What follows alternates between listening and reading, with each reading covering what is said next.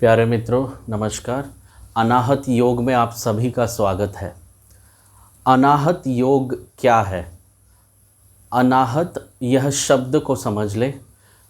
आहत और अनाहत दोनों शब्द नाद से जुड़े हैं, ध्वनि से जुड़े हैं। दो चीज़ें जब एक साथ टकराती है तो आहत ध्वनि पैदा होती है। अनाहत यह भी एक ध्वनि है, लेकिन किसी दो चीज़ों से टकराने से नहीं बनती। अनगिनत यह ध्वनि हमेशा हमेशा गूंजती रहती है। गुरु नानक इसे एक ओंकार सतनाम कहते हैं। सत्य का एक ही नाम है और वह ओंकार है। गुरु पतंजलि उसे तस्य वाचक प्रणव कहते हैं।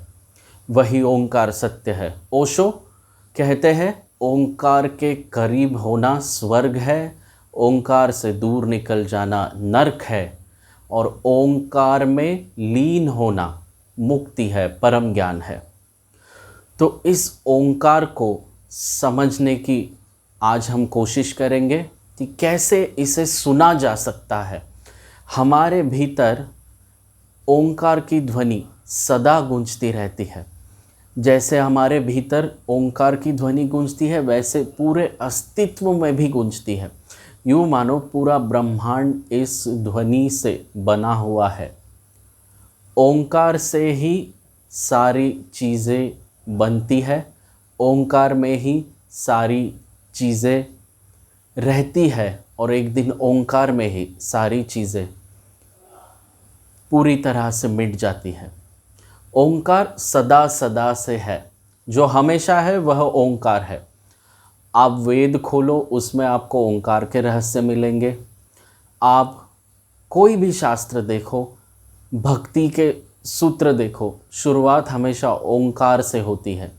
तो क्यों नहीं इस ओंकार की साधना की जाए और इसके रहस्य को पूरी अच्छी तरह से समझ ले।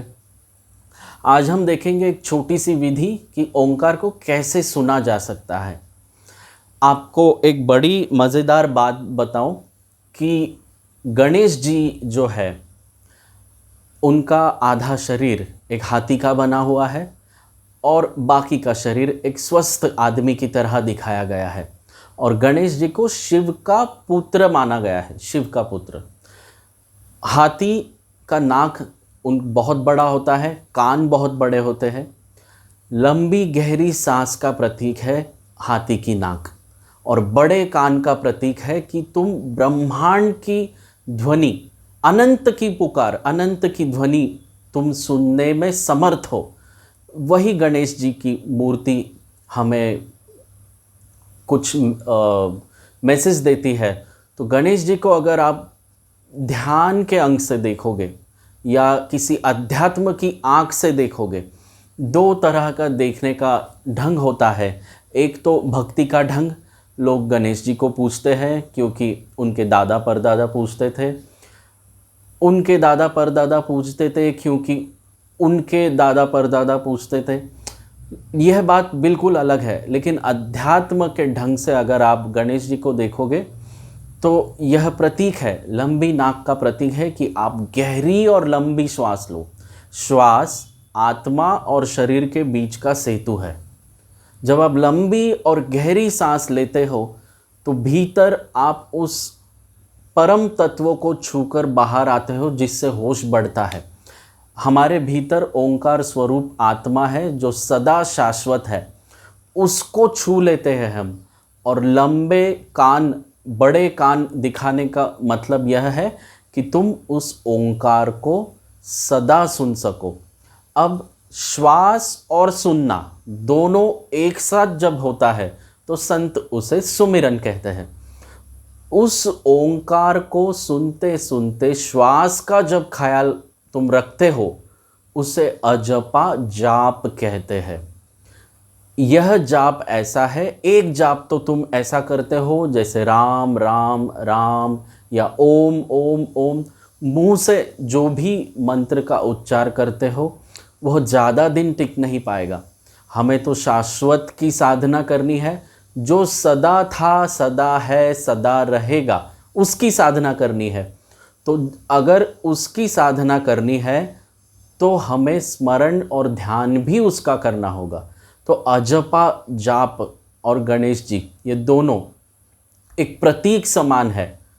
आज हम एक ध्यान करेंगे कि दोनों अंगूठे को हमारे कान के भीतर एक द्वार है, जहाँ एक होल है, एक छिद्र है हमारे कान के भीतर बाहर की ओर। उसके बाजू में एक पॉइंट दिया गया है, उस पॉइंट को हम क्लोज करेंगे। बहुत सारे लोग इस ध्यान को ऐसे करते हैं कि कान में उंगली डाल देते हैं। जब आप कान में उंगली डाल देते हो तो थोड़ी तकलीफ होती है और फिर भी आवाज़ें सुनाई देती है। लेकिन जिस कान के इस छिद्र के बिल्कुल बगल में यहाँ पे एक द्वार है, उस द्वार को अगर आप प्रेस करोगे, थोड़ा दबाओगे, तो आप देखोगे कि पूरा शून्य, बाहर की आवाज़ फिर आप सुन नहीं सकते, लेकिन भीतर एक आवाज़ गूंजती हुई मालूम होती है। यह आवाज़ बिल्कुल ओंकार के करीब है। दोनों अंगूठों से जब हम इस द्वार को बंद करते हैं और आंखें बंद करके शांत बैठते हैं, तो भीतर एक ध्वनि सुनाई देती है। यह ध्वनि ओंकार की ध्वनि है। इसे एक हाथ की ताली भी कहा जाता है। संत इसे ही नाम कहते हैं, संत इसे ही राम कहते हैं, कबीर इसे सुरती कहते हैं। अनहद बाजे ढोल, बिना किसी बाजे के यहाँ ढोल बजते हैं, और जो इसे सुनता है वह समाधि में लीन होता है। तो दोनों अंगूठे से इस द्वार को बंद करेंगे और ओंकार की ध्वनि को सुनेंगे। धीरे धीरे इस प्रयोग को करते करते करते करते फिर एक समय ऐसा आता है कि हम दोनों बिना कान को छुए इस ध्वनि को सुन पाते हैं, क्योंकि यह ध्वनि निरंतर हमारे भीतर चलती रहती है। फिर सोते उठते बैठते खाते पीते जो भी काम कर रहे हो आप, ख्याल रहे कि ओंकार का स्मरण हमेशा बना रहे। आओ प्रयोग करते हैं 2 मिनट के लिए। दोनों उंगलियों को, अंगूठों को कान के भीतर एक द्वार है उसे प्रेस करना है और शांति से अनाहद नाद को सुनने का मज़ा लेना है।